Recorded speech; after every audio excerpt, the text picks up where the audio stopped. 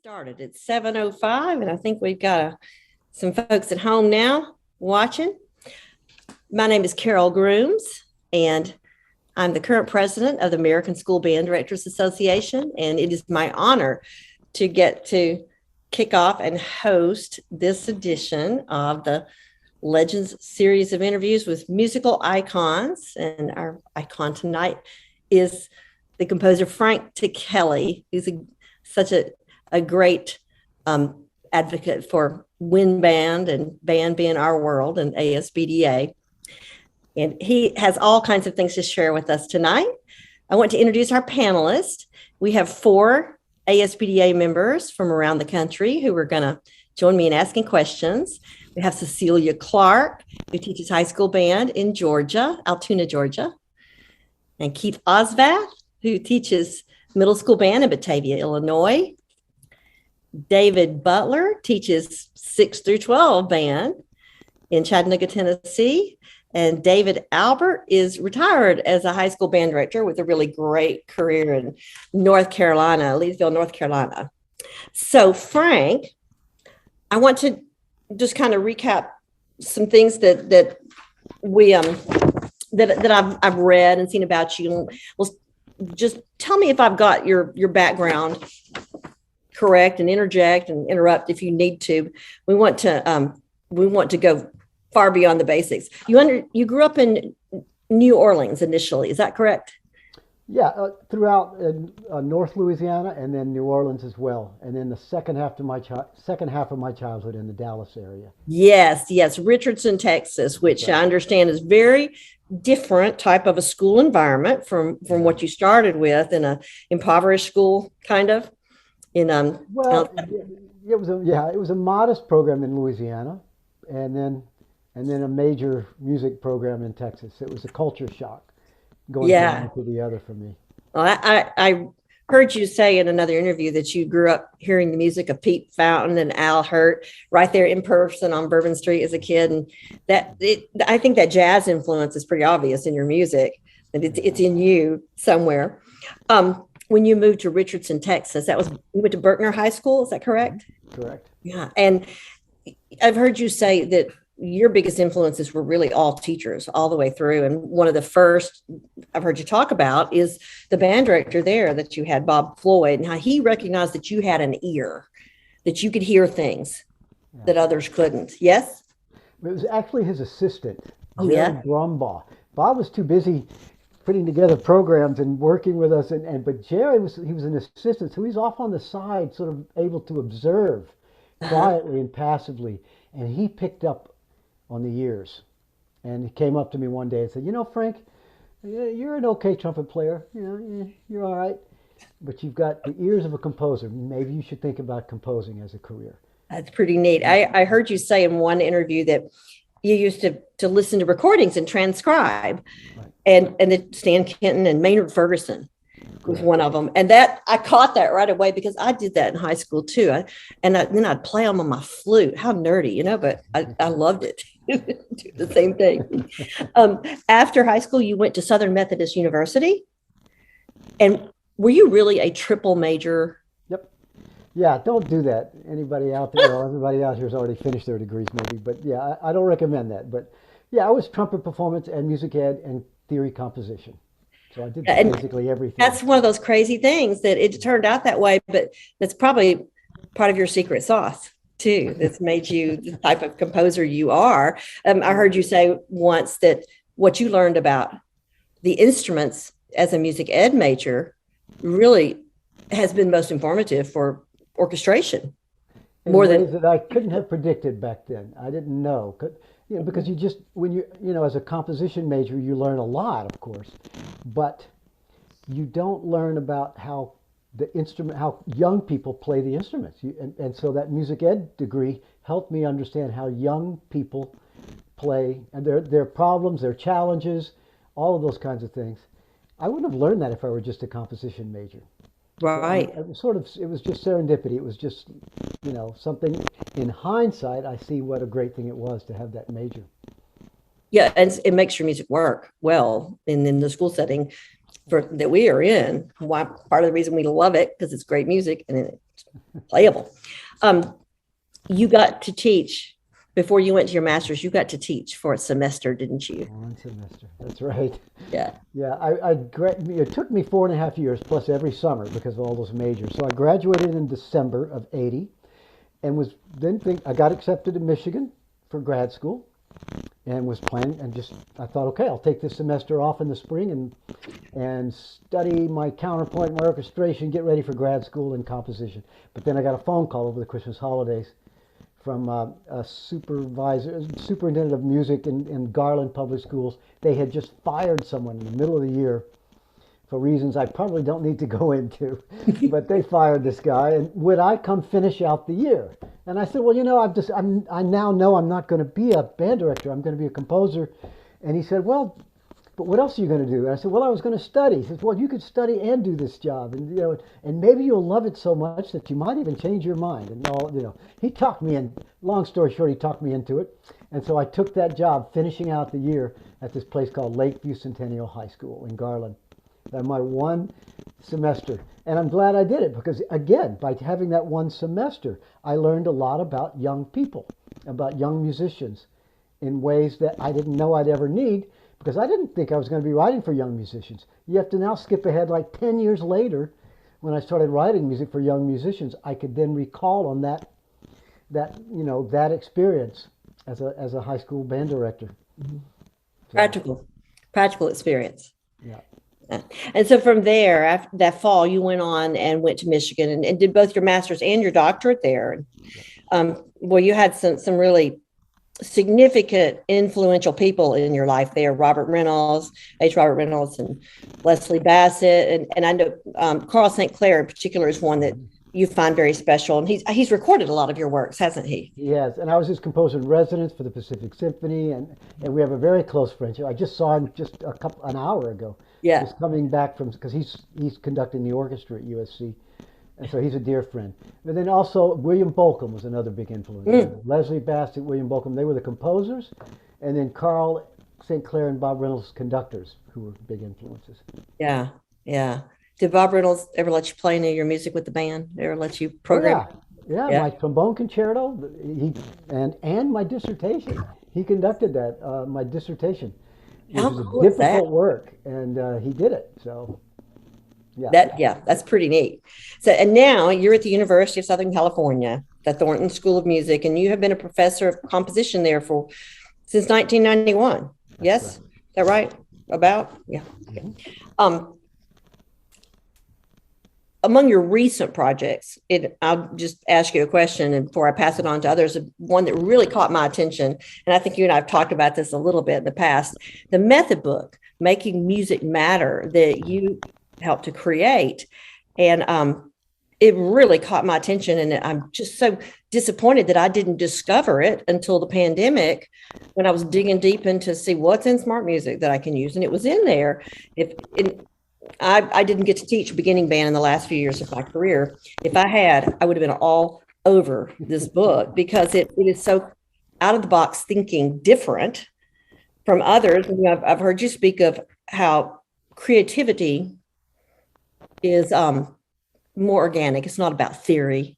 Mm-hmm. And I can see that in your creativity and the way you wrote that book. But I can also see your knowledge of pedagogy and how the instruments work in the hands of beginners, and picking the first three notes, and the fact that you wrote a bona fide performance solo to follow each little unit in this book. It is such a natural, organic progression that fits the instruments perfectly. I just love it. I want to know how you got involved in that project. It's because it's a different type of a thing from some of the other things you've done. And somebody had to call you up and say, hey, would you do this? And I mean, did you say, yeah, I can't wait, or what? How'd you get into that? Well, first of all, you complimented the pedagogy, and I have to give props to Gregory Rogers, my co-author, who was a long-time music educator, and he was able to provide aspects about music pedagogy that I wouldn't know. And so it was the two of us together worked well. We complemented each other. And so together, we put it together. I guess it first came, there was a colleague of mine here who said, I don't know of any method books written by composers, or not many of them at least. They're all written by wonderful educators, but they're not composers. So you get a lot of folk arrangements, and you get and traditional songs as well, but not a lot of original music. You should think about doing it. So he sort of put it on my radar, this colleague. And then you skip ahead to where Greg Rudges and I started talking about it. And I wasn't sure I wanted to do it. I just knew it would be a lot of work. So I was pretty reticent and I knew it was going to just take a lot of my time. And so I said, I'll start it with Greg. And so we started talking about what can we do that hasn't been done before? Or let's identify some problems and challenges with some of the major method books that are out there. What are those problems? First of all, there's a lot of good things out there among the major method books, but what are some problems that we could maybe improve upon? And one of the things was those first notes, the first notes you learn where, like the flute, they learn the B-flat scale, right? B-flat, C, and D, and so you've got the flutes crossing the breakwater. They have the horns up too high because they have the horns with the trumpets, and just things like that. And we said, well, we don't need to, why don't we just have them start on easier notes? Well, that means you can't have unison. So what? Let's not have unison. So that's the out of the box part that blew my Yeah. mind, is that you figured out how to make it work without being 100% unison and have everybody on the right note, yet we can use this in a group mixed ensemble setting. Genius. Right. And so flutes start on A, G, and F. So we do have them use two hands, A, G, F, right? But no crossing of the break. Just to at least, let the right hand know it's got something to do as well. And then the saxophones are just left hand, B, A, G. And the horns are down lower on easier notes as well. I think it's E, D, and C. They're E, D, and C, much easier notes for them. So yeah, it's just and yet if you want unison, there's a way to have just unison. You can say group 1 play, and then you can have group 1 play, and that's all unison. Group 2, that's unison. And so there's 3 groups because we have it sort of in 3-part chords. So you can ask groups to play and have your unison if you really need to hear your unison. At that age, they never sound like unison anyway, so I don't know why people need to hear unison necessarily. So, and then they get used to hearing chords right away. And then the other thing you mentioned, I have at the end of each chapter, and by the way, that was another thing. A lot of the books don't have chapters. They just go. You're just flowing along. Now you're on page 9 and you don't know why. Now you're on page 10. We have a chapter, and this is what you learn in this chapter. And then this chapter ends with a composition that I wrote that summarizes what they've learned in that chapter. And then there's a sense of accomplishment. Now we go on to chapter 2. And if you do this well, we're ready to go to chapter 3, and so forth. And yes, there's a solo piece in the back of the book. For every instrument has a solo piece for solo instrument and piano. And then there's creative things. There's composition exercises as well. So yeah, we tried to make it very holistic and really approach music from as many angles as we could. The creative, the recreative, and I'm very proud of it. I'm glad I did it in the end. I'm glad you did it too, and I think that just says a lot about you, about your foundation and your philosophy. I can see it permeates all you do in one way or the other, and I think it's wonderful. I'm going to hand things over here to Keith and let Keith begin with a question. Hi, Frank. This is something I've really found intriguing, and I think it's so fortunate we get to speak to you and get an answer, so to speak, right from the horse's mouth. But, during the pandemic, there was a lot of music that became available for flexible instrumentation from many composers, including, yourself. I know you adapted some of your own pieces, which we as educators really enjoyed. What do you think will be the lasting impact of this? Do you think that these flexible pieces will continue to be available, or do you think it was, more like a fad? No, I think they're going to be available always, because let me just backtrack. We did this right in the wake of the pandemic, when it was first starting, when people were panicking, what are we going to do? And people were calling me, and Alan McMurray, my dear friend, called me up and started talking about these problems. These bands are going to be just desperate. They can't meet in a room. What are we going to do about this? And we started talking. And I contacted many of my composer friends, people like John Mackey and Omar and Thomas and Julie Giroux and Jen Jolly, 12 of them, Eric Whitaker, Steve Bryant, lots of wonderful composers, and said, let's form kind of a collective here, and form something, and we called it the Creative Repertoire Initiative, CRI, and let's do this. Let's write music that's playable by ensembles of any size and makeup, no matter who. So that if they can only have 6 kids in a room, can they make music, and real music, not just sort of part of the piece? Can they fully realize a piece of music? Which is what Flex is trying to do, right? That's what Flex Music does. And so we did it as a way to meet the needs of music educators during the pandemic. What we've discovered is that many people have, and I guess I knew this as well beforehand, there are so many bands out there that never have had full instrumentation out in the country. And there are hundreds and hundreds of them. They need music as well. They're in rural United States, there are plenty of bands that may only have 20 kids, 18 kids in the band, whatever. What are they going to do? And so this music still has relevance for them. So I think it's going to be around for a very long time. And there's 2 kinds. There's the flex music, which you all are familiar with. I tried doing something even more radical. I call it adaptable music, where it really is playable by anyone who shows up. Like if you have only 4 trumpets on Tuesday, your 4 trumpet players can realize this piece of music, playing all the 4 voices. Even though the bass is now moved way up in the trumpet range, there's a bass voice in that trumpet. And so everything gets scrunched. Or on another day, if you do trombones, they have it. Or on another day, if it's just the flutes, they can play the whole thing. So that's like hyper adaptive music. And I have some of that as well. So I have 2 categories, the flex music and then this adaptive music. Yeah, I think it's wonderful, and I agree too. I think this will continue on because we as educators, I think, appreciated it so much, and we realized that, gosh, we can use this beyond just what the pandemic had given us. Yeah, absolutely. Thank you. I'm just so happy that not only the 12 of us, but composers all over the world have written this music now.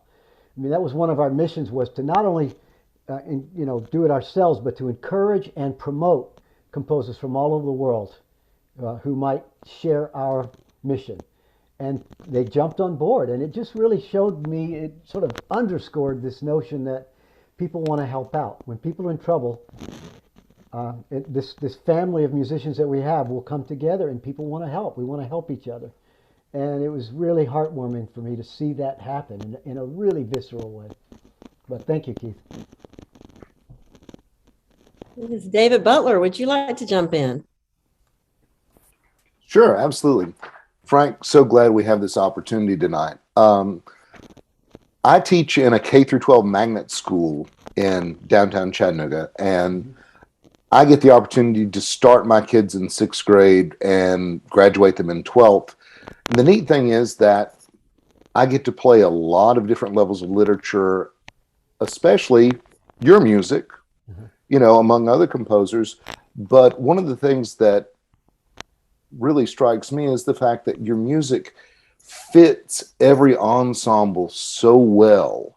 It's just, and one of the things that I like to do is, if I'm programming Joy with my 7th and 8th grade band, if they're sharing a concert with the high school band will play Joy Revisited, just so the audience gets to hear the 2 different ideas that you've created with the same melody.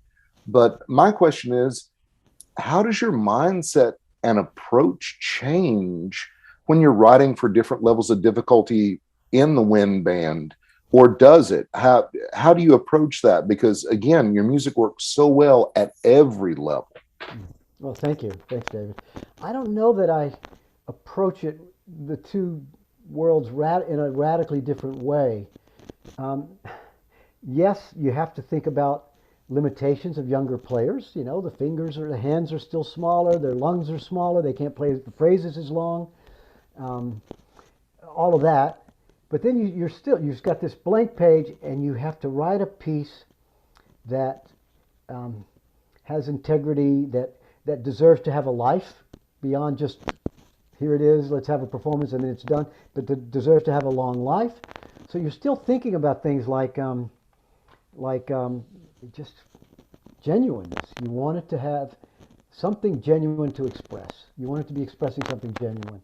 And so it's actually just as difficult for me to write a piece for young musicians as it is older musicians.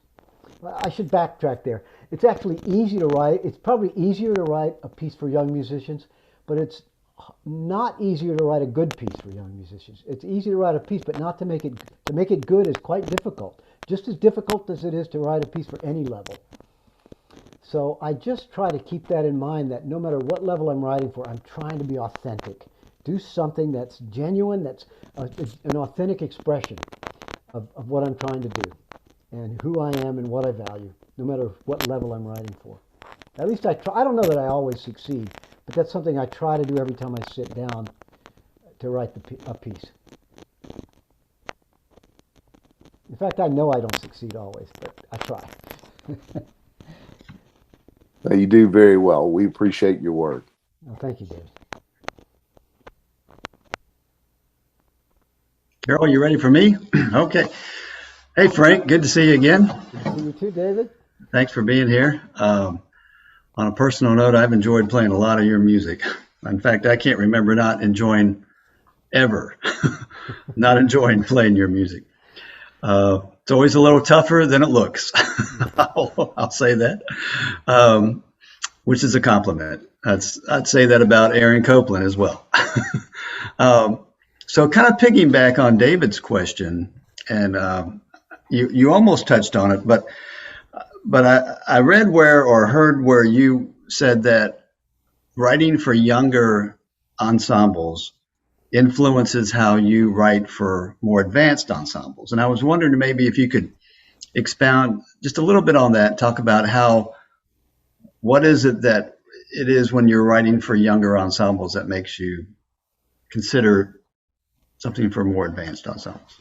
Well, it's difficult to put that put it into words, but no matter what I do, it's going to inform some other aspect of what I do. In other words, if I write for chorus, it's going to inform my orchestral music, which is going to inform my wind ensemble music, which will inform my wind ensemble music for young musicians, and vice versa. It's the wearing of the different hats. That's what you're really getting at. It's constant, and that's something that's fun about being a composer, is that we do get to wear all these different hats. And every sort of subculture that I'm talking about here has its own sort of unique challenges, its own strengths.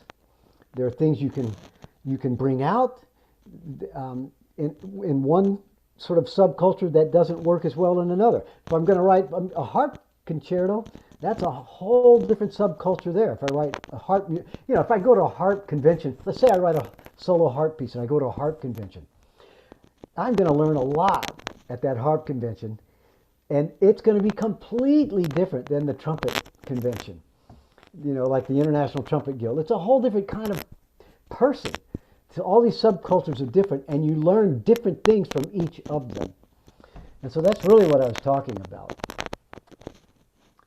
To be specific about music for young musicians, it's just the fact that you do have these challenges, these restrictions, and yet you still have to write a music that deserves to have that life I'm talking about with all these restrictions. That's a huge discipline. Just like if you're in school, a comp major, and you need to take a counterpoint class, you're learning to write Bach counterpoint, even though you're not going to write necessarily compose like Bach, but learning what he's doing, how he's taking this little short motive, flipping it upside down and transposing it and inverting it and putting it together with a counter melody. You learn all this cool stuff that you can apply to your music. And so that discipline is what helps me build my chops. And it's the same. So there's a discipline writing for young musicians. It's different than any other discipline. And so it helps me build my chops that will, in unexpected ways, have a positive influence on a work I'm writing for professional musicians. That's great. Just one little comment about relative to that. So when you're writing music for young people, are you doing, because I did high school, so I didn't get a chance to really experience a lot of the music for younger people. But are most of it, is it commission, or are you doing things because you like the book, you just feel like you should do it. Yeah, 95% of all my music is commissioned. There's Okay. maybe 5% that's not. Maybe like San Antonio Dances is a work I wrote. I had a month off in the summer before I needed to start the next piece, and I thought, well, see what happens. I'll just start something. And it just came so quickly that I said, okay, I've got another piece here. I didn't expect this. It came in about a month or 5 weeks or so. The whole thing was done, orchestrated and everything. So every now and then I can squeeze in something unexpectedly, but usually it's commissioned. Although I'm trying to wind down my commissions. I would like to get back to just composing what I want to compose, when I want to compose it without commission. And so I'm trying to do that, but I've been saying that for years and I can't seem to cut that string, cut the apron. You know, I'm trying to do it. And I do have 3 more commissions, and I haven't accepted any others after these 3. So when I'm done with these by 2023, I think I'm done. So, and then I'll just write what I want to write. But you know what? Let's come back in a year. We'll have another talk, and I'll say, after these next 2 commissions, I'll have 2 more. But I am trying. I am trying to do that. That's great. Thank you, Frank. Appreciate it. You bet. Well, Frank, I very much like the rest of the panel can say that I've enjoyed doing several of your pieces with my students. As a matter of fact, just today we were working on Cajun folk songs too. Oh, wonderful. Yeah, and so it's of course great for all of us, to be able to know and study the work that you've done. But I want to kind of focus on 2021. You've done some really great things in the past year. We all got to enjoy. Many of us got to enjoy Bash at Midwest, to celebrate the anniversary. Yeah. You've got, 2 different versions of Livestream out now and 2 different versions of Sailing Skies. All the world's a stage for audience and orchestra. I'd love to hear you talk about that a little bit. And then you did a transcription of Lux Eterna, which you did originally for chorus, right? Which is originally for chorus. You did for a concert band, right? And no, I haven't done that yet. Lux Eterna is that coming up? That's still for chorus, but I do have something called Lux Perpetua. That's a totally separate piece. We would love to hear about some of that newer work. Would you mind sharing with us? Well, thank you, and thank you for doing Cajun Folk Songs 2. Oh, we're having a great time. That's great. There is a Cajun Folk Songs 3, but it's called Acadiana. And it's more difficult. So Cajun 1 is grade 3. You're doing Cajun 2. It's about a grade 4. And now I have Acadiana, which is grade 5. And I really love that one. It's one of my favorite pieces in the last 10 years or so that I've composed, Acadiana. But even more so, since you're asking about Lux Perpetua in 2021, this is maybe, I think, the best piece I've written in about a decade or more. And I don't know, at least to me, I shouldn't say it's the best. For me, it's my favorite piece. And it's partly because it's very personal. It was commissioned by a dear friend, Eric Wilson, at Baylor University, in memory of 2 of their clarinet players who died tragically in an automobile accident. And it was premiered at the 100th anniversary of the Texas Music Educators Association, right before the lockdown, actually. So it was premiered, I finished it in January 2020, and it was premiered, and then lockdown, and it stopped, and then there's nothing. And now that we've come back out of it, we're having sort of a rebirth of the piece. I just conducted it at Midwest as well with the Army Band. I don't know if any of you caught the Army Field Band, but I conducted it there, and it was what a joy it was to work with them. So the piece, I guess, may I share my screen, and I'll just I'll just share a bit of this performance. But before I do that, I'll just show you the score. But you guys tell me if the score looks at all legible. Is it large enough that you can actually see? I can make it a little larger than this. Does that help? Can you kind of see that? Okay, good. I think so, yeah. So that's good. I'll just give you a quick and dirty guided tour. There's just like 3 ideas I wanted to show you. This first one here, first it starts with G to D. Da, da, da, da, which is what a clarinet does naturally, right? The thumb key. And so remember, this is 2 clarinet players, Laura Adwundinanti and Jack Stewart, is who it's dedicated to. And that leads to a call motive. Da, da, da. You you see there in measure 5? No, now it's out of my range. La, la, right there. So this minor third call motive. And then another important thing is that motive, and then these chords here in the low brass. Do, mi, over and over again. Da, da, this 1 chord to a 3 chord. And every time it goes to the 3 chord, I leave some stuff in the chord to make it just have a little cloudiness and dissonance. But this 2 chord progression represents life, represents breathing, because the chords are doing that. They're breathing. So there's that. Then there's a melody that I'll point out when we get to the recording, and that goes on top of these breathing chords. There's this melody that's by the solo clarinet. And then in the middle section, there's this fast, bright music that represents Laura. All this slow music I'm showing, that represents Jack. He was more introspective. He was quiet, had kind of a quiet wisdom and an introspective personality. Laura was just a completely opposite. She was gregarious, an extrovert. And so the middle section represents her. So there's all this fast music.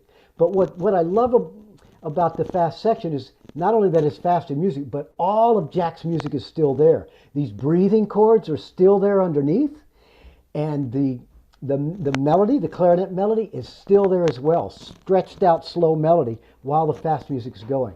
So we were just talking about Bach. It's like counterpoint, right? You've got to put counterpoint, slow music with the fast music, and it all kind of worked. And I think I just got lucky. And so, sometimes things work by accident and you get lucky. And so that's sort of a quick description of it, having the call motive, the slow melody, the breathing chords, and then the fast music where all that stuff comes together. And I'm just going to, I don't want to sit here and play the whole thing. I'll give you just a couple of quick excerpts so you can get an idea of it. So let me find it here on YouTube. Here it is. This is the premiere, Baylor with Eric Wilson conducting. And I'll talk a bit so you know where we are here.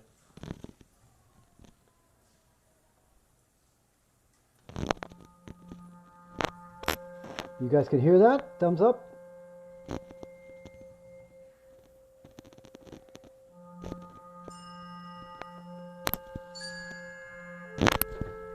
Hey, Shaw, can you turn that off?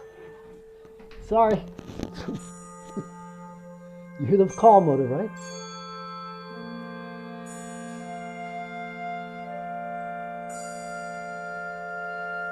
And now here are those breathing chords with that same call motive, the breathing chords.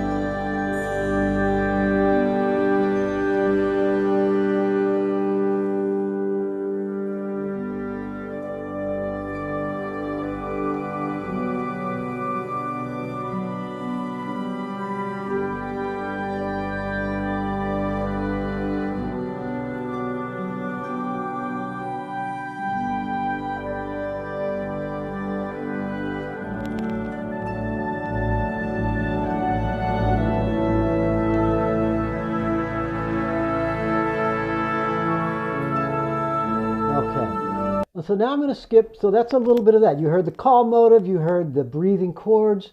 Now I'm going to give you a little bit of the melody where you will still hear those breathing chords underneath the main melody. The clarinet's, so the principal clarinet playing it.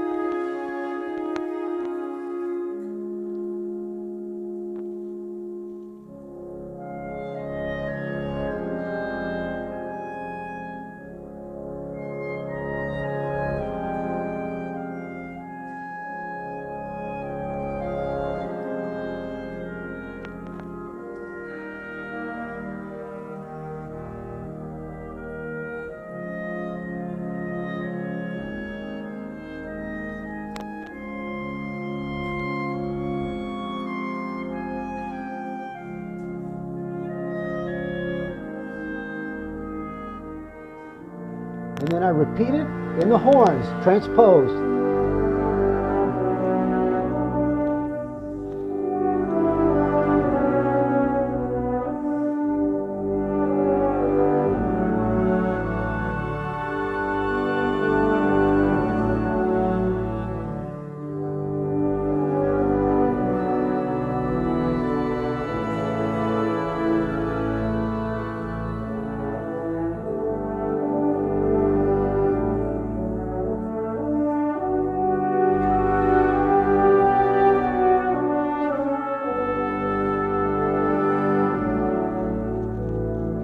then transpose one more time with a counter melody.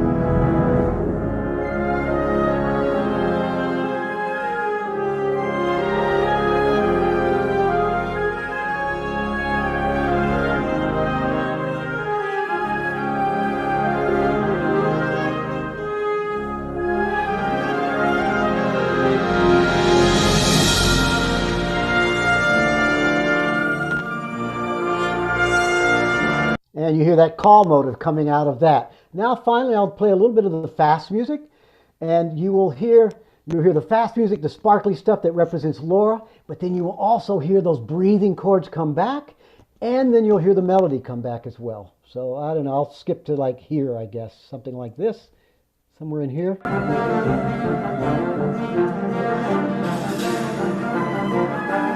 Skip ahead. I'm transitioning to the fast music here.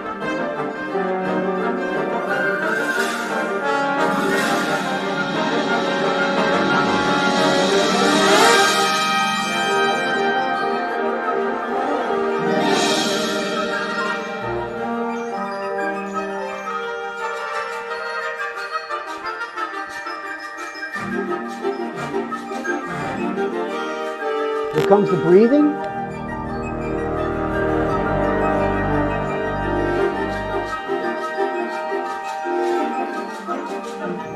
Here's the slow melody right here, the upper one.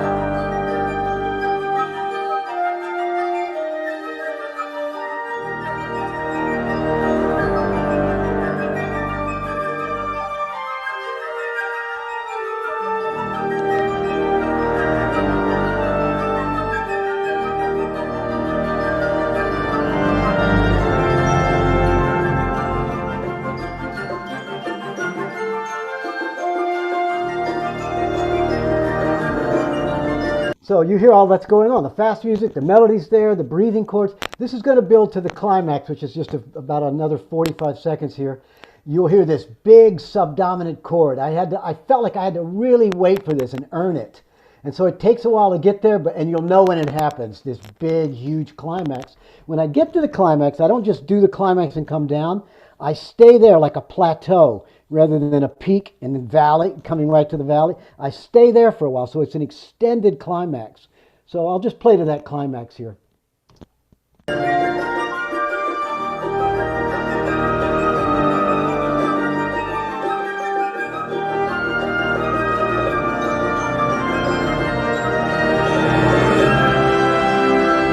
Not yet, it's still coming.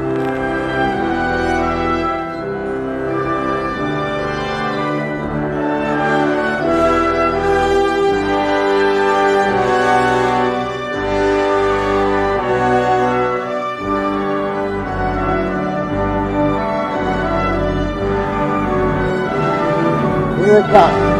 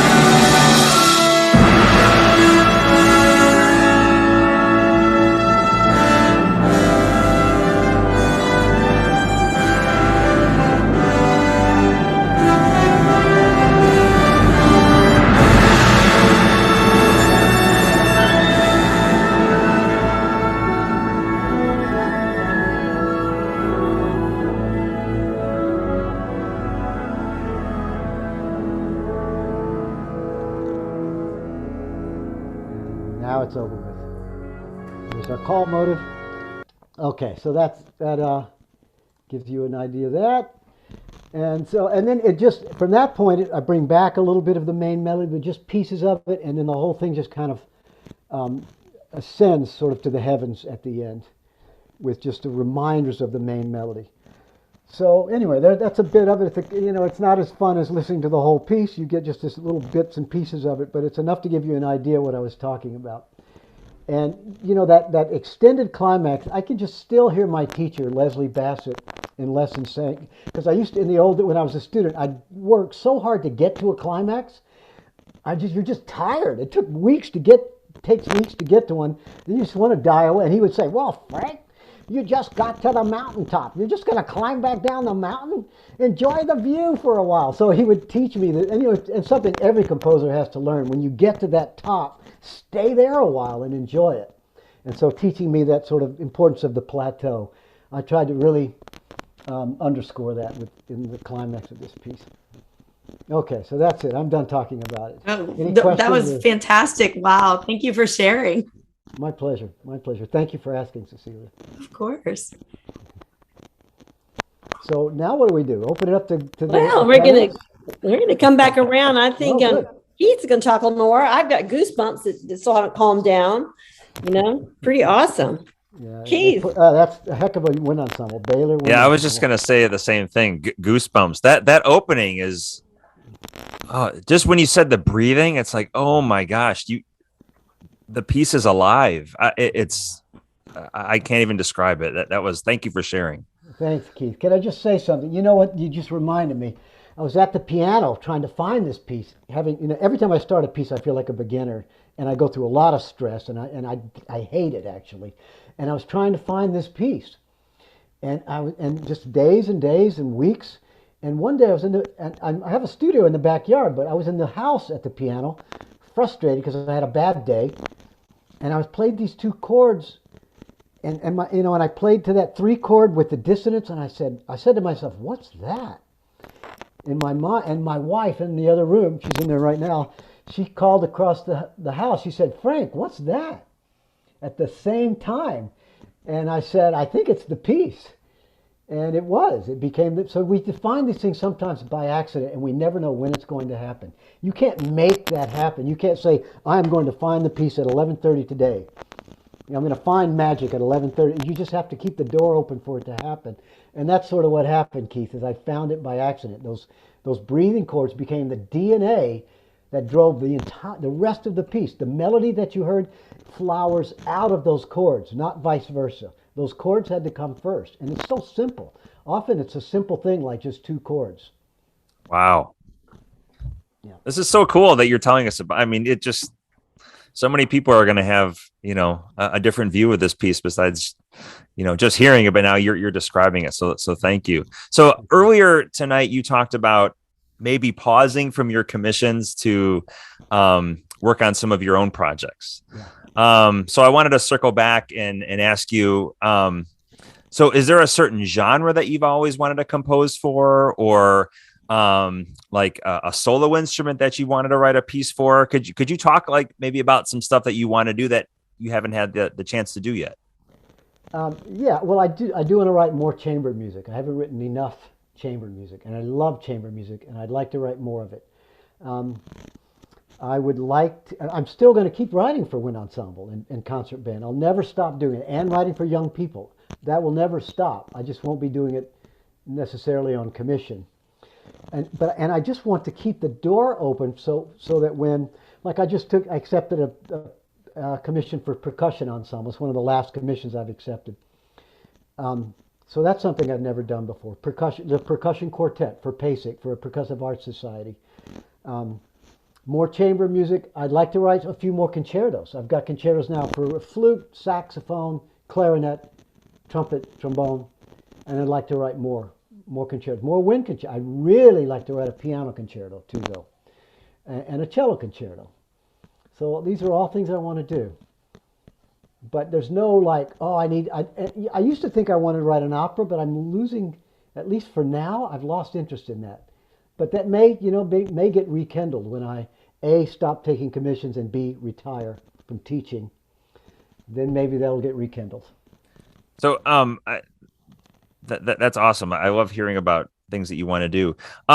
This is when you're composing and like you have an idea, how do you write it down, like handwrite like a motif down or a melody, or do you have it stored, in your composing program? Like, could you give us a little glimpse into how that works? Yes, and the answer to your question is yes. All those things you said. It could be a motive. motif. It could be a harmony as these two chords. It could be a melodic line. It could be a rhythm only without any pitches yet. I might just have a rhythm. I mean, with Vesuvius, I just had dum ba da ba ba beep ba da bum ba da dum dee. I had a rhythm and no pitches yet, and then I had the pitches, and then I tried to fit it into a piece that didn't work, and I said, okay, I'm not going to throw this away. I'll wait till I can find a piece where it works.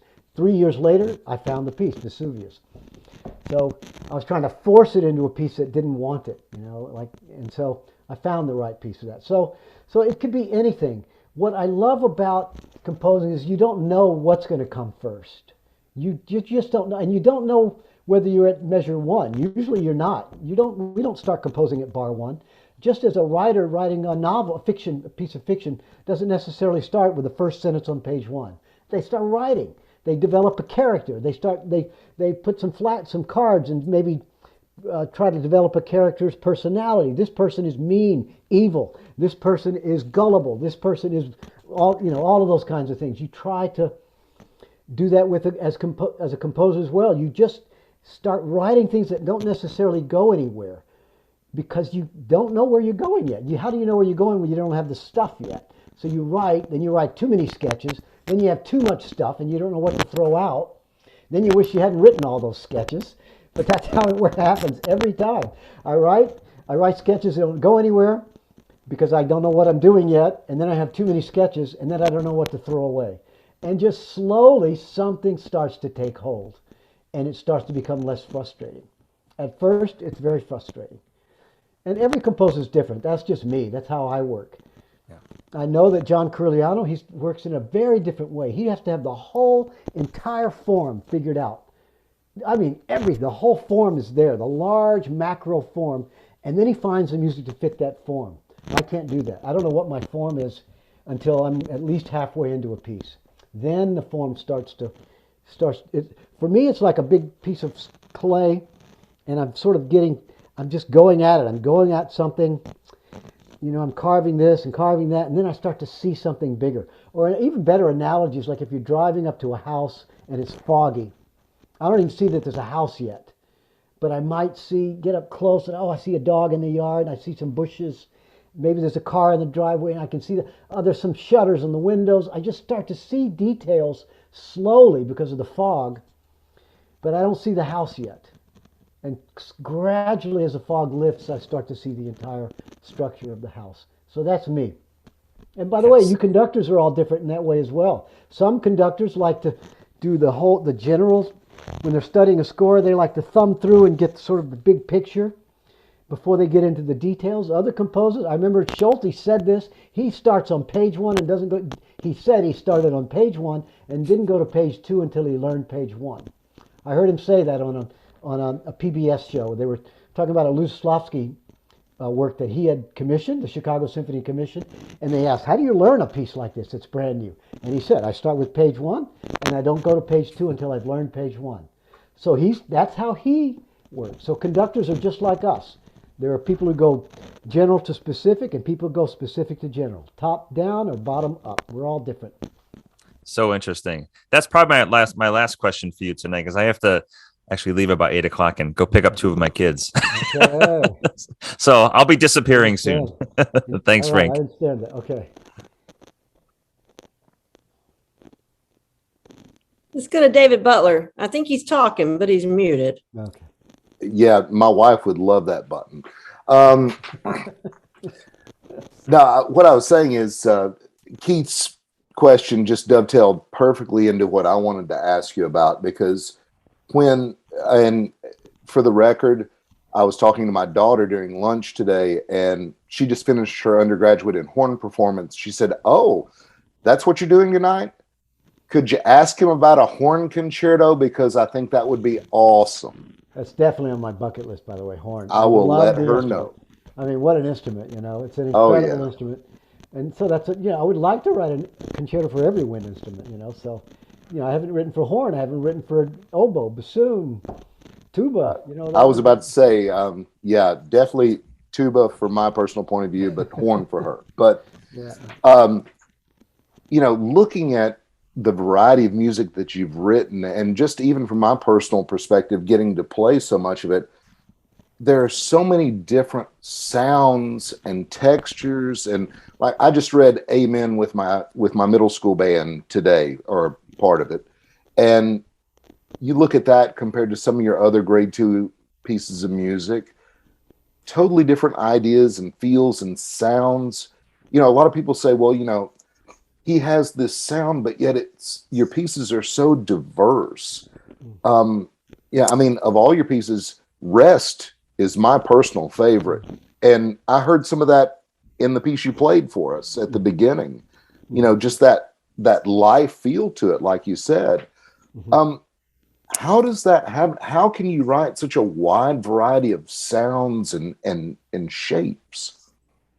Well, again, that's what keeps it interesting for me so what can I do that I haven't done before? Like what universe does this piece get to occupy? Its own universe that's different from the universe another piece occupies. I'm always asking myself that question, David, and that's why it's frustrating for me in the beginning, because I'm having to find a new universe, a new DNA, a new thumbprint for every new piece. And so in a way, I'm when I said I feel like a beginner, it's because I am a beginner every time I start a new piece, because I'm trying to forget what I did before. I can't avoid it. Sometimes, even if I try to forget it, I can't always avoid it, because I can't avoid myself. I can't run from who I am. And so the pieces are going to be somehow joined at the hip in some way, linked together, because it's me. And what Bernstein said is very true. He said each composer is essentially his life's work, or her life's work, is one giant opus. It's just one giant magnum opus. All the pieces put together is one thing, because it's just one body of work. So they're connected, and yet at the same time, I'm trying every time I start a new piece to find its unique personality. And when I do find its own universe, then I know the rules. I know its rules. These are the rules in your universe. They're different rules than the rules for Rest. The rules that sort of guided Rest, they're different than the rules that guided this piece you just heard, Lux Perpetua, that are completely different from something like Blue Shades. They all have their own rules. I don't remember who said this. Somebody said once, Chopin said, music doesn't follow rules. Rules follow music. Mm-hmm. It's the composition creates the rules, not vice versa. So. I have a question to kind of piggyback on that. You just mentioned Blue Shades, and I love that piece and enjoyed it so much. But you know what? So here's talking about where does Frank fit into all this music? When is it the music and when is it Frank? I don't know if we can separate that. But so I heard just a tad bit of Blue Shades in the piece that you just played, and I also heard it's the flavor of Frank Ticheli of Blue Shades in that, and then I also heard when you got to the climax and you didn't put the climax really on beat 1, it sounded like it was on beat 2. Yeah. Well, that's Amazing Grace. Yeah, a lot of Ticheli. I do that a lot, where I go. You think you're going to it, and downbeat, and then you get it after. Yeah. So that's kind of where I was going with. Is this intentional, or is this just the way Frank is going to be? It's just the way I am. It's just something I do a lot. I think you just say I can think of a lot of pieces that do that. Even like you guys know Vesuvius. It does that in certain places. Postcard, this piece that's not played as often anymore, although it's still one of my favorite pieces. I've got this big, it's like it's teasing, and then it finally goes to the climax. So yeah, it's just something I like to do. Well, the teasing thing. It's like when we a little bit. So in our rehearsal process, well, I'm retired now, but we would have a composer, whether it was you or whether it was Jack Stamp or somebody, and then I would start to play other music by them in series, and it would be like guess the composer, not guess the piece, and this is before YouTube where they could go search it all out and all that kind of stuff. But it was amazing sometimes that we could pick out some pieces, and even though like you said, what you just played for us was entirely different than Blue Shades, but it still had the blueprint of this is Frank Ticheli. This is Frank Ticheli's sound, you know. And is there a way that you would, and I know I got to give this off to Carole, so it may be a quick one, but is there a way that you would describe that you do this either? I don't know if I got the right question in my head, but whether it's conscious or whether it's intentional. Well, David, you're talking about the voice. It's a composer's voice. Yes. And what I will say, I can be very brief. We all are searching for our own voice, but what really happens to a composer is our voice finds us. When students come and say, I don't know if I'm ever going to have my own voice, I tell them, don't worry about that. You shouldn't worry about finding your own voice. You just keep working, because we are creatures of habit. You keep doing it and doing it and doing it, and those habits, we're all creatures of habit. Those habits will crystallize into something that is a voice. And so our voice finds us by just simply doing the work, not vice versa. And that's really what you're talking about. Just things I can't escape because my voice has found me, and it's just you're going to find it even in radically different pieces. And that goes back to your jazz influence. I mean, that was so big, still is so big for jazz musicians to find their own voice, not to be imitators, but creators. But then once you heard them, you know, you could put a record on and say, oh, that's so-and-so, or this is so-and-so. And it's sad that now music gets to be so, particularly jazz music sometimes can be so overly produced that everybody sounds the same. And that I would say that's true with some composers as well. You're not one of those, but composers who I can't tell you who wrote it. You know, it's meaningless. It goes from A to Z, and there's really nothing in between. You know. Yeah. Anyway, thank you, Frank, so much. You're Appreciate welcome. that. And that's well said, David, when you're talking about improvisers in jazz. I mean, improvisation is a form of composition, and yes, just like a composer, you find your own voice as a jazz performer. Thank you, Carole. Well, I'll ask you just a couple of quick little tidbits, little dessert before we have to say goodbye to everybody here. You know, people doing what you do, and artists like yourself and all, have perspective that can be different from others. And I wonder, you know, what you think, not including your own music, what living composer's music are you finding really exciting right now? There's a lot, there's a lot of composers here. And Yeah. You're putting me on the spot because I'm going to leave some Oh, out. well, I'll let you okay, I'll ask you another one. You can think about it and you can combine your answers maybe. But I can do it in a more general way. When composers can show me something I'd never thought of before, I get excited. Yeah. When I hear a piece of music that is so different from anything I'd ever conceived of before, and it doesn't have to be radically different and experimental and all, but it's just some different kind of expression I hadn't thought of before, that really turns me on. I get very excited about it. And lots of composers have done that. And that's composers from the past, maybe some piece from the past I hadn't listened to before, or I wasn't ready to hear in the way I hear it now. Like I may have heard a piece 30 years ago, and then I hear it now, and I hear things I never heard before, and it makes me think anew. That always excites me. So that happens with composers from the past that are long dead, and it happens with living composers as well. If you had a crystal ball looking into the future, 100 years from now, some of the music that's being written currently for bands in particular, since that's what and as I know you've done so much more than just band music, but when you think of a piece, you're like, yeah, that one is still going to be programmed 100 years from now. That'll be a standard. That'll be a Beethoven's Fifth, Yeah, that is so out of my pay grade. I wouldn't want to. You wouldn't touch it. I would feel so immodest if I said this one's going to live 100 years. That one, that piece by him is going to, and that piece by her. Whoo, that's tricky stuff. We just don't know, do we? I just hope there's still music 100 years from now. I hope there's still wind bands and wind ensembles and orchestras. And all of that happening, I just hope we still have that.